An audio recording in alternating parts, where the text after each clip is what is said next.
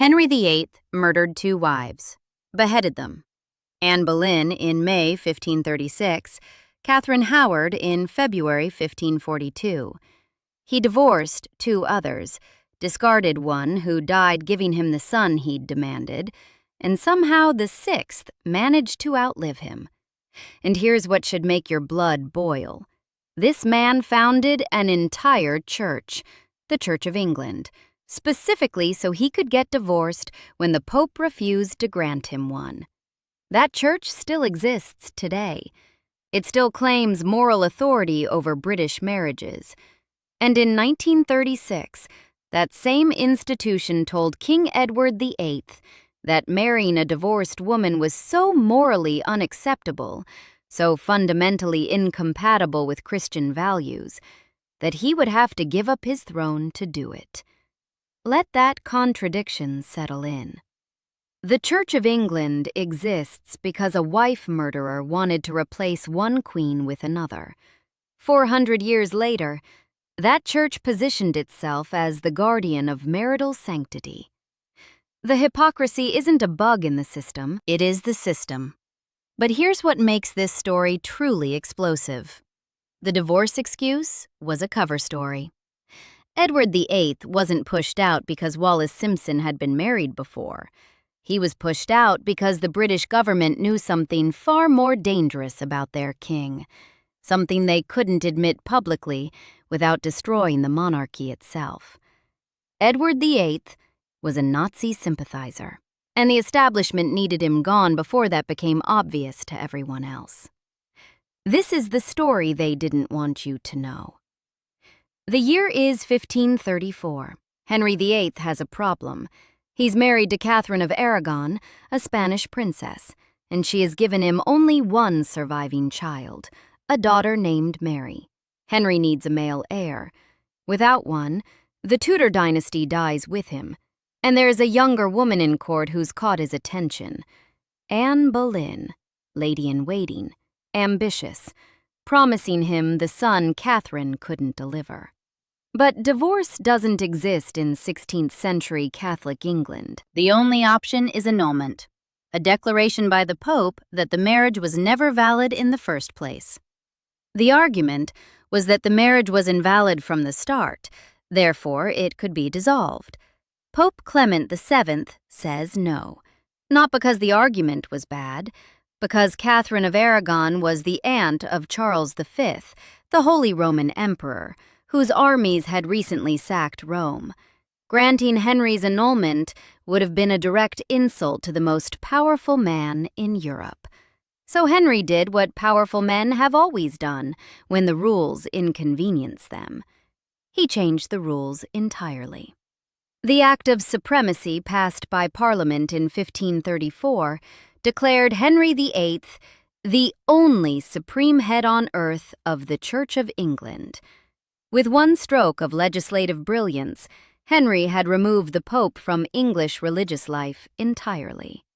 He was now his own Pope. He could grant his own annulments.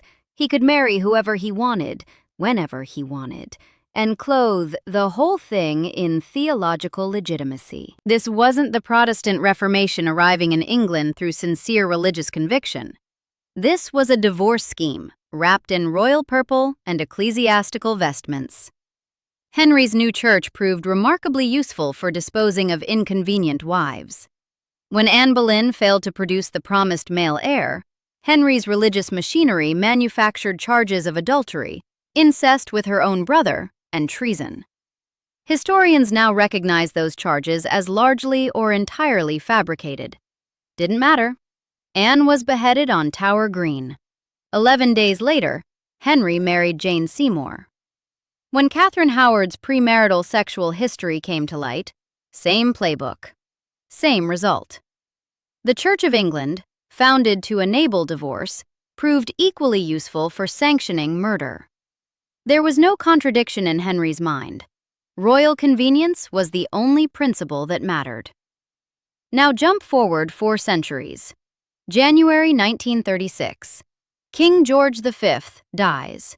His eldest son becomes King Edward VIII. The new king is charming, modern, popular. He's also deeply in love with an American woman named Wallis Simpson. And Wallis Simpson has a problem. Two problems, actually. Two ex-husbands. Her first marriage was to Earl Winfield Spencer, a naval aviator. Her second was to Ernest Simpson, a shipping executive. By the time she caught Edward's attention, she was still technically married to Ernest, though that would be quietly rectified through a divorce proceeding timed perfectly to the unfolding crisis. The Church of England at this time did not permit divorced persons to remarry while their former spouse was still living. And as king, Edward was supreme governor of that church, a role descended from the title of Supreme Head that Henry VIII had invented for himself. But here's the thing. The irony is so thick you could choke on it.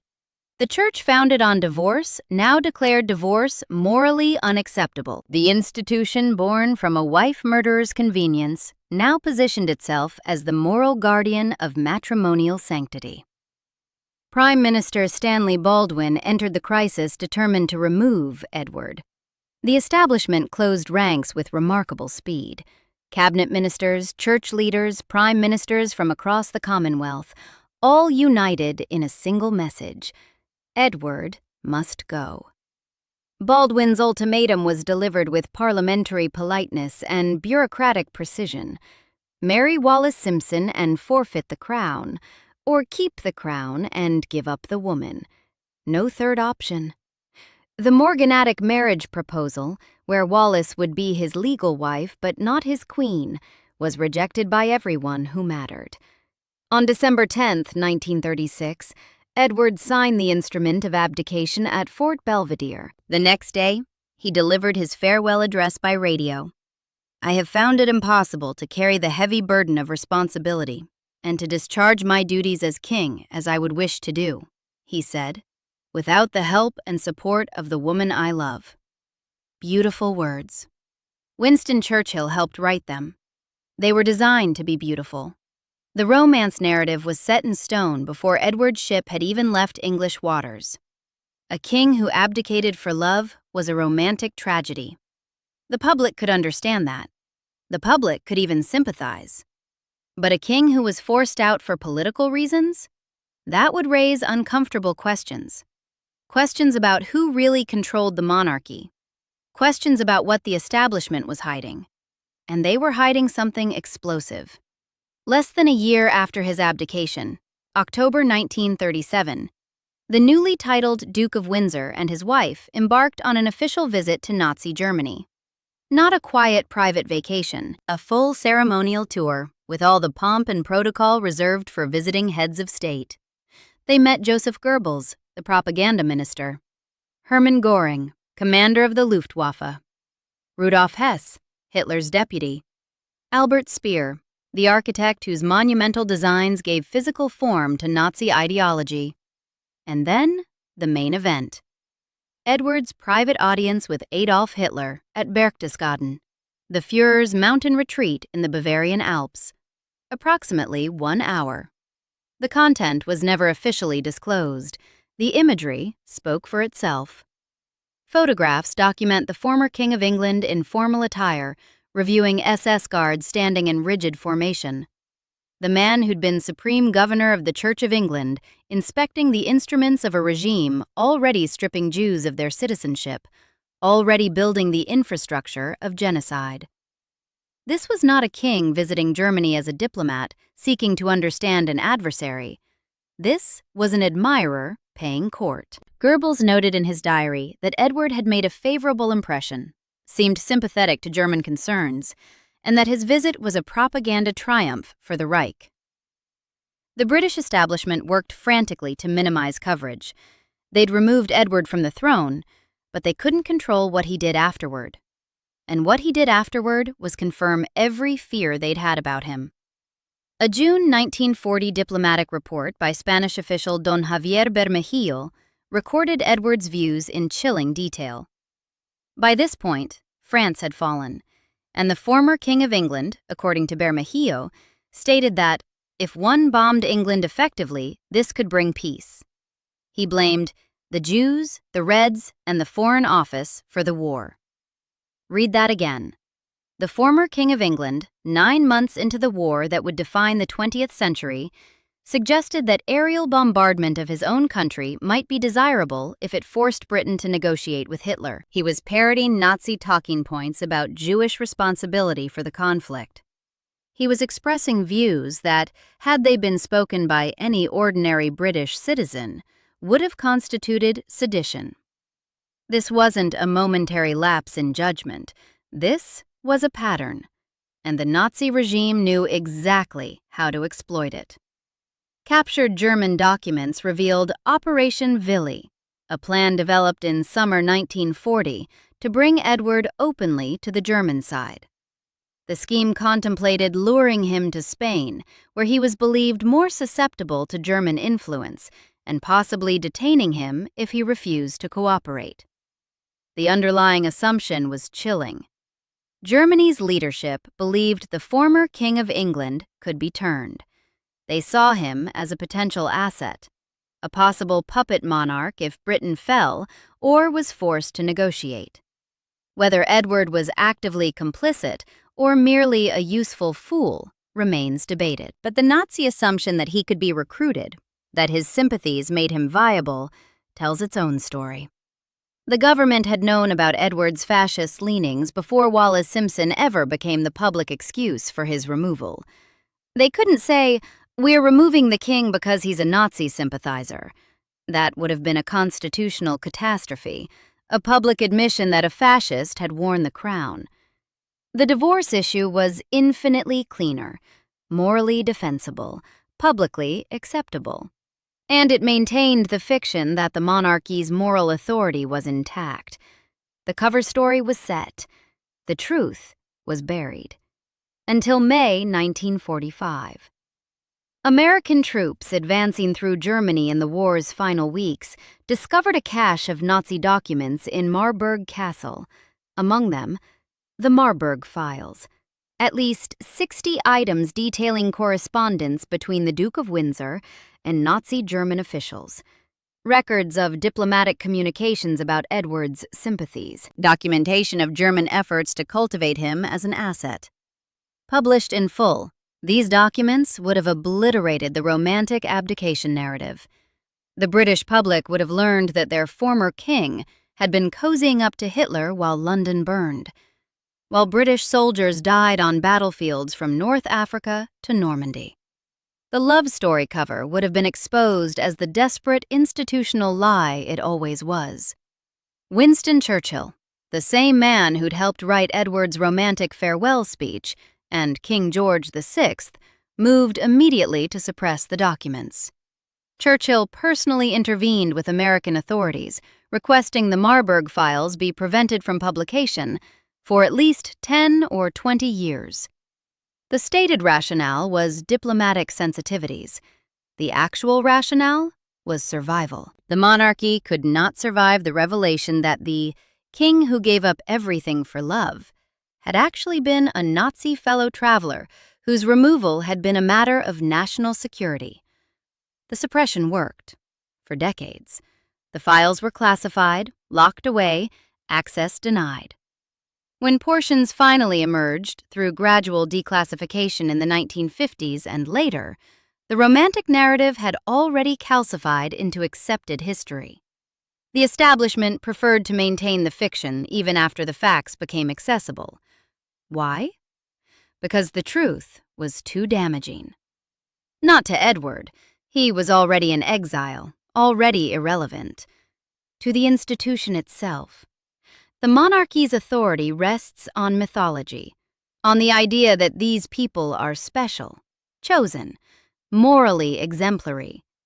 Reveal that one of their kings was a fascist who wanted Britain bombed into submission, and the whole edifice starts to crack. So they protected the lie, just as they've always protected their lies. George VI, the brother who took Edward's throne, had been suffering from lung cancer. The British public wasn't told until after he died in February 1952. Same playbook, same institutional secrecy.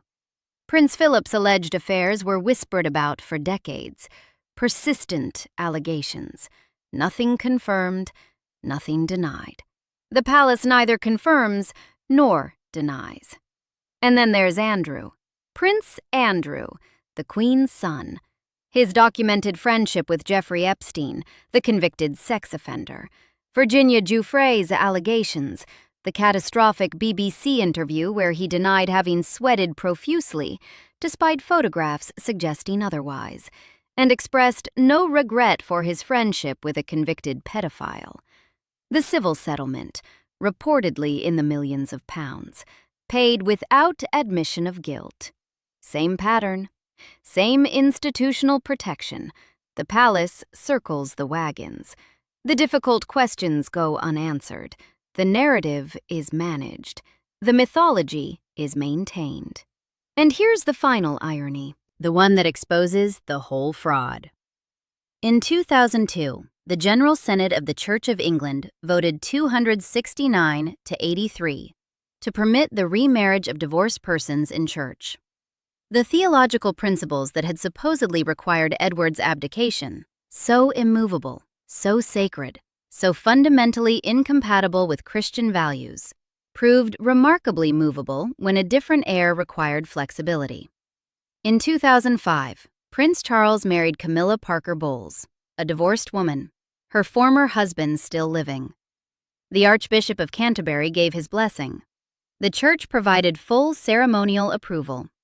The same institution that had demanded Edward's abdication smoothed the path for Charles's second marriage. The rules that were supposedly carved in stone turned out to be suggestions for royals and mandates for everyone else. Henry VIII understood this. He broke with Rome because the Pope inconvenienced him. He created a church that existed to serve royal convenience. Every monarch since has benefited from that precedent, including the ones who publicly claim to be bound by principles they'd never actually follow. The British monarchy survives not on merit, but on manufactured mythology, on cover stories and suppressed documents, on romantic narratives designed to obscure political realities, on a church founded by a wife murderer claiming moral authority over the marriages of ordinary people while making exceptions whenever royalty requires them. They call themselves defenders of the faith, moral exemplars, symbols of national unity. The audience for this kind of content already knows what they actually are: parasites in crowns, an obsolete institution surviving on deference and manufactured consent, a family whose secrets have been systematically buried for generations. The Henry VIII paradox, the Edward VIII cover-up, the ongoing protection of Prince Andrew. Same institution, same playbook, same fraud. The bootlickers will tell you the monarchy provides stability, continuity, a connection to history. They're half right. It does provide a connection to history, a history of wife murder dressed up as religious reform, of Nazi sympathies buried under romance, of institutional secrecy spanning centuries. That's the tradition they're preserving. Next time someone tells you the British monarchy represents moral authority, ask them a simple question. Whose morality? Henry VIII's? Edward VIII's? The church that was founded to enable divorce and then spent 4 centuries pretending it hadn't been? The contradiction isn't ancient history. It's the foundation the whole institution is built on. And foundations built on lies have a way of cracking. Subscribe for more stories like this.